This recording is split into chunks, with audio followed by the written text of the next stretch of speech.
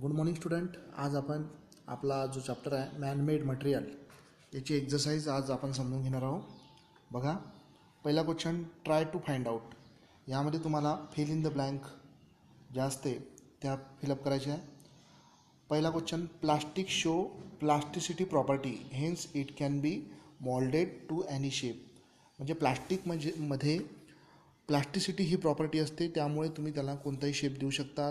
त्याला तुम्ही मोल्डेड म्हणजे कोणत्याही साच्यामध्ये टाकून तुम्ही त्याला वेगवेगळ्या शेप देऊ शकता. B, motor cars are coated with Teflon coating. ज्या मोटर कार वगैरे असते, टू व्हीलर असते, त्यांच्यावर एक कोटिंग चढवली जाते ज्याचं नाव आहे Teflon coating. Thermocol melt at 100 degree Celsius. Thermocol जो आहे त्याला आपण हीट दिल्यावर 100 डिग्री सेल्सिअसवर तो मेल्ट होतो. डी, अल्कली सिलिकेट्स, इथे पाहिजे alkali silicates glass dissolve in water. Alkali silicates नावाचे ग्लास असे आहेत की जे पाण्यामध्ये काय होतात, डिझॉल्व होतात. Now second question, who is my partner. माझा पार्टनर कोण आहे हे आपण शोधून दाखवा असं म्हटलेलं आहे. म्हणजे इथे मॅच द पेअर करायचं आहे आपल्याला. आता बघा इथे म्हटलेलं आहे lead glass.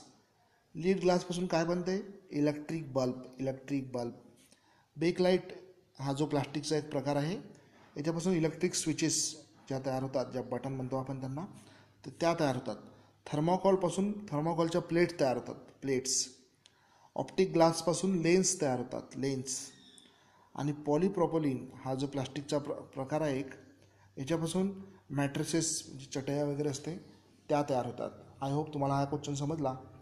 Now third question, answer the following question. खालील प्रश्नाची उत्तरे लिहा. Thermocol is produce from which material.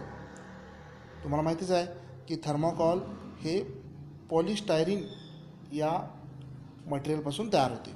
B question, write uses of PVC. PVC म्हणजे पॉलिव्हिनाइल क्लोराईड हा जो प्लास्टिकचा प्रकार आहे याची युजेस लिहायचे तुम्हाला. सो पॉलिव्हिनाइल क्लोराईड किंवा PVC is use to manufacture bottles, raincoat, pipes, handbag, shoes, cable insulation etcetera. तर PVCचा वापर या पद्धतीने आपल्या आजूबाजूला केला जातो. नंतर सी क्वेश्चन पहा, write the natural and man-made raw material of the following item. तुम्हाला हे खालील जे आहे ते आयटम दिलेले आहे, त्यांचं तुम्हाला मटेरियल म्हणजे रॉ जे मटेरियल आहे, कच्चा माल, whether it is natural or man-made, तो इथे लिहायचा आहे. मॅट्रेसेस, आताच बघितलं आपण, मॅट्रेसेस हे पॉलीप्रॉपोलिन या मटेरियलपासून तयार होते. बीकर, जो बीकर असतो लॅबॉरेटरीमध्ये वापरला जातो, तो सिलिका ग्लास नावाच्या ग्लासपासून वापरला जातो. बँगल्स म्हणजे बांगड्या, कलर ग्लासपासून बनवला जातो, हा त्याचा कच्चा माल आहे. रॉ मटेरियल कोणता आहे, कलर्ड ग्लास. चेअर ह्या प्लास्टिकनी बनलेल्या असतात, PVC प्लास्टिकनी. गनी बॅग बनले जातात PVC प्लास्टिकनी. नंतर ब्रूम म्हणजे झाडू, हे सुद्धा PVC म्हणजे पॉलिव्हिनाइल क्लोराईड या प्लास्टिकपासून बनवलं जाते. देन नाईफ, चाकू हे आयरन म्हणजे लोखंडापासून बनवलं जाते. पेन हे एका प्लास्टिकपासून बनवलं जाते, ज्याचं नाव आहे बेकलाईट प्लास्टिक. डी क्वेश्चन बघा, which are the main ingredient of glass. ग्लासमध्ये कोणकोणते घटक असतात किंवा ग्लास हा कोणकोणत्या घटकापासून बनवला जातो. The main ingredient of glass are sand, वाळू, सोडा म्हणजे Na2CO3, लाईम, चुना म्हणतो आपण त्यांना, and small quantity of magnesium oxide. ग्लासमध्ये हे सगळे घटक असतात, जसं की sand, soda, lime and small quantity of magnesium oxide.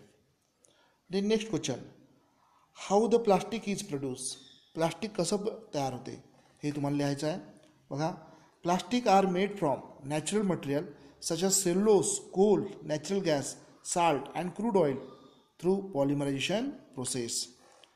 तुम्हाला माहीतच आहे की प्लास्टिक हे सगळे मटेरियल जसं की cellulose, coal, natural gas, salt, crude oil म्हणजे खनिज तेल यांचं पॉलिमरायझेशन केल्यावर प्लास्टिक आपल्याला मिळते. हे सगळं फॅक्टरीमध्ये होते.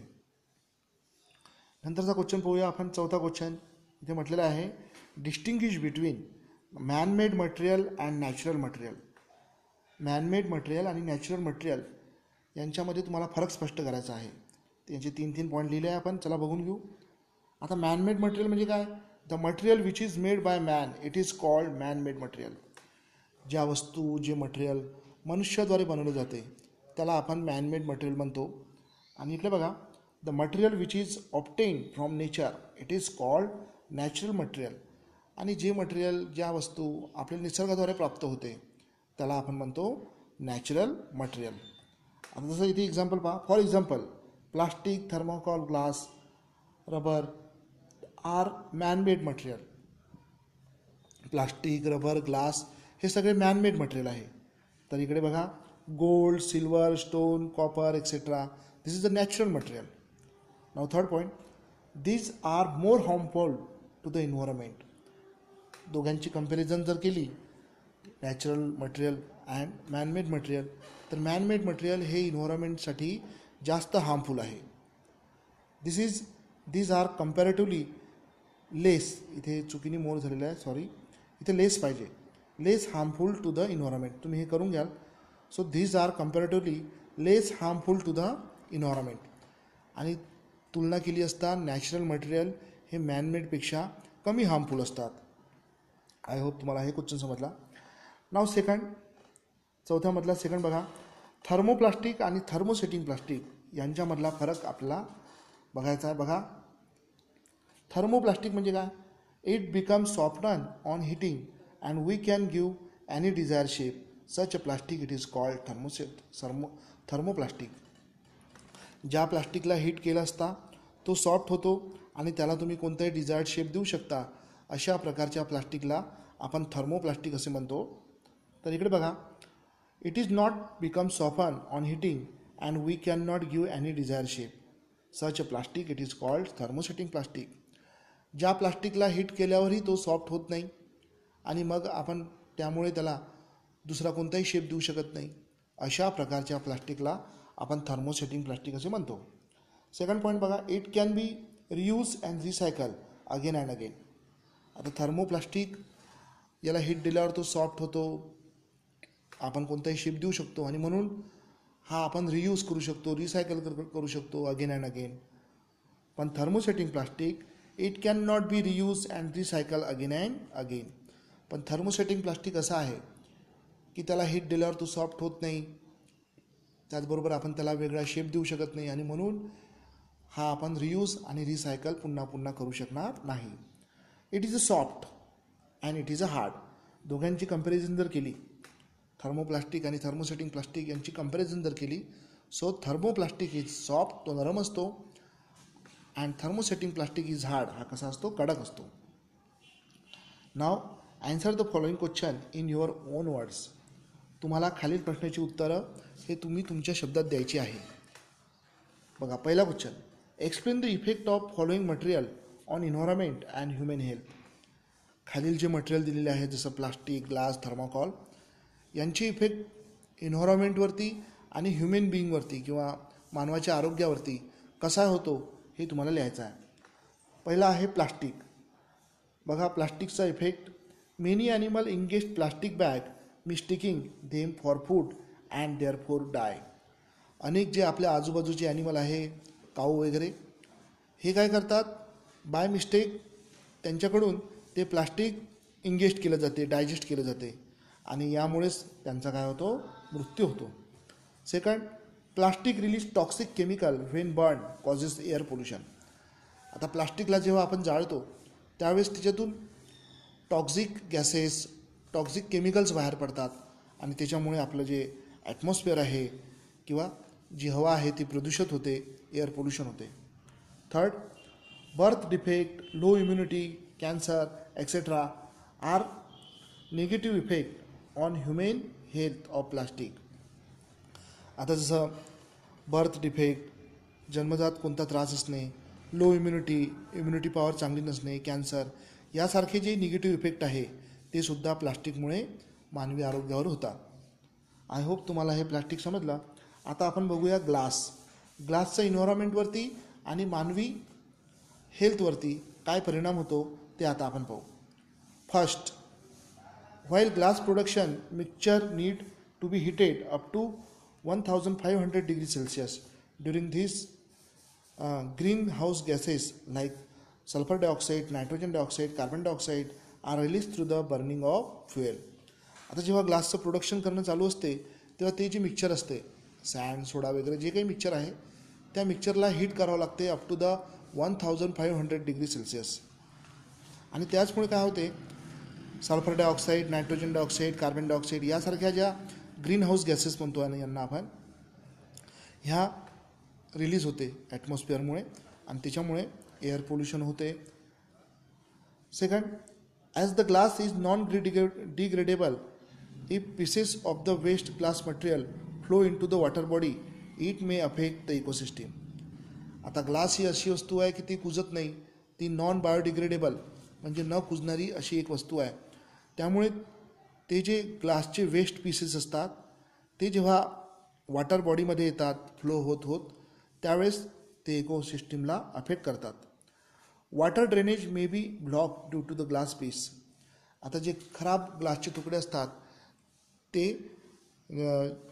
जे आपले वॉटर ड्रेनेज आहे त्यांनासुद्धा ब्लॉक करू शकतात. तर आय होप तुम्हाला हा ग्लाससुद्धा समजला. आता आपण पाहूया थर्मोकॉल. थर्मोकॉलचा काय परिणाम होतो आपल्या इन्व्हायरमेंटवरती आणि ह्युमन हेल्थवरती. बघा, thermocol not decompose in the soil, therefore thermocol make soil infertile. Thermocol हा सुद्धा डिकम्पोज होत नाही, कुजत नाही आणि म्हणून ज्या मातीमध्ये तो असतो त्या मातीला काय करतो, तो इनफर्टाईल करतो, नापीक करतो. If the thermocol burnt it release toxic gases in the atmosphere. जेव्हा आपण थर्मोकॉल जाळतो त्यावेळेस त्याच्यातून सुद्धा नंबर ऑफ पॉयझनस गॅस किंवा हार्मफुल गॅस बाहेर पडतात जे आपल्या ॲटमॉस्फिअरला पोल्युटेट करतात. The person in contact with the thermocol for long period of time may be the possibility of blood cancer. एखादा व्यक्ती जर 10-20 किंवा त्याच्यापेक्षा जास्त वर्ष हा थर्मोकॉलच्या कॉन्टॅक्टमध्ये येत असेल तर त्याला ब्लड कॅन्सर होण्याची शक्यता असते. If the food is kept in the thermocol reheated, styrene may be dissolve in that food. Due to this there is a possibility of health problem. आता थर्मोकॉलच्या प्लेट्स असतात, थर्मोकॉलच्या बाउल असतात, याच्यावरती आपण जेव्हा हिटेड फूड घेतो, गरम फूड घेतो त्यावेळेस थर्मोकॉलच्या आतमध्ये असणारं जे पॉलिस्टायरीन आहे किंवा स्टायरीन आहे ते त्या फूडमध्ये डिझॉल्व होऊ शकते आणि त्यामुळे काही हेल्थ प्रॉब्लेम आपल्याला जाणू शकते. So this is the effect of thermocol on environment and human health. आता आपण बघूया B question, which measure will you arrange to minimize the environmental problem arising due to the non degradable plastic. ज्याचा अर्थ असा होतो की तुम्ही कोणते उपाय हे सांगाल की जेणेकरून जी इन्व्हायरमेंटल प्रॉब्लेम कमीत कमी होईल नॉन डिग्रेडेबल प्लास्टिकमुळे. तर बघा, each responsible citizen should be follow 4R principle. प्रत्येक व्यक्तीने जर का हे 4R रूल जर फॉलो केले तर अर्थातच आपण इन्व्हायरमेंटवरती जो ताण येत आहे तो आपण कमी करू शकतो. जेणे बघा, पहिला आहे रिड्यूस म्हणजे मिनिमम यूज. म्हणजे तुम्ही प्लास्टिकचा कमीत कमी यूज करा. पहिला आर म्हणजे रिड्यूस, मिनिमम यूज. दुसरा आहे रियूस म्हणजे यूज अगेन. जो काही थर्मोप्लास्टिक आहे त्याचा तुम्ही पुन्हा वापर करा, प्लास्टिकचा पुन्हा वापर करा. Recycle, use again after processing. जो प्लास्टिक आहे त्याचं रिसायकलिंग करून त्याचा पुन्हा वापर करा. आणि जो चौथा आर आहे तो आहे रिन्यू. पहिला आहे रिड्यूस, दुसरा आहे रियूज, तिसरा आहे रिसायकल आणि चौथा आहे रिन्यू. यामध्ये by using renewable raw material such as natural rubber, यामध्ये तुम्हाला रिन्यू करायचा आहे. So this is the B question. Now our last question, that is write short notes on. आपल्याला थोडक्यात नोट्स लिहायचे आहे. ग्लासचं प्रोडक्शन कसं होते याविषयी आपल्याला थोडक्यात नोट्स लिहायचे आहे. बघा, ग्लास तयार करण्यासाठी कोणकोणतं रॉ मटेरियल लागते ते आता आपण पहिल्यांदा लिहून टाकू. बघा, raw material required sand, soda, lime, small quantity of magnesium oxide. तर हे रॉ मटेरियल लागतात, sand, soda, lime and small quantity of magnesium oxide. मग हीट केले जाते. बघा, the above mixture is heated in the furnace by adding the pieces of discarded glass up to the 850. The mixture melt. काय केलं जाते, हे जे mixture आहे sand, soda, lime, small quantity of magnesium oxide याला हीट केलं जाते. त्यामध्ये जे ग्लासचे डिस्कार्डेड जे ग्लास असतात त्यांचे जे पीसेस आहे ते सुद्धा ॲड केले जाते आणि हे सगळं मिक्सचर 850 डिग्री सेल्सिअसपर्यंत हीट केलं जाते. त्यामुळे the mixture is melt. It is heated up to 1500 degree Celsius and then cooled immediately. आणि नंतर हे मिक्सचर पुन्हा 1500 डिग्री सेल्सिअसपर्यंत हीट केलं जाते आणि लगेच मग ते कूल्ड केलं जाते. Then we get homogeneous and transparent glass. आणि अशा प्रकारे आपल्याला ट्रान्सपरंट असा ग्लास मिळतो, होमोजिनियस असा ग्लास मिळतो. आय होप तुम्हाला हे समजलं. आता पुढे बघा ऑप्टिक ग्लास. ऑप्टिक ग्लास कसं बनवलं जाते. Optic glass is produce from the mixture of sand, soda, limestone, barium oxide and boron. इथे फक्त बेरियम ऑक्साईड आणि बोरॉन ह्याच वस्तू चेंज झालेल्या आहे. इथे मॅग्नेशियम ऑक्साईड घेतलं होतं आणि इथे बेरियम ऑक्साईड आणि बोरॉन घेतलेला आहे. बस एवढाच फरक आहे. तर सेम असाच ग्लास ऑप्टिक ग्लास बनवला जाते. आणि हा ग्लास कुठे वापरला जातो. This types of glass is useful in the production of spectacles and lenses. चष्मे वगैरे बनवण्यासाठी, लेन्सेस वगैरे बनवण्यासाठी या ग्लासचा वापर केला जातो. आय होप तुम्हाला ही एक्सरसाइज समजली. ज्यांना समजली नाही त्यांनी मला मेसेज करून पुन्हा तो प्रश्न विचारा.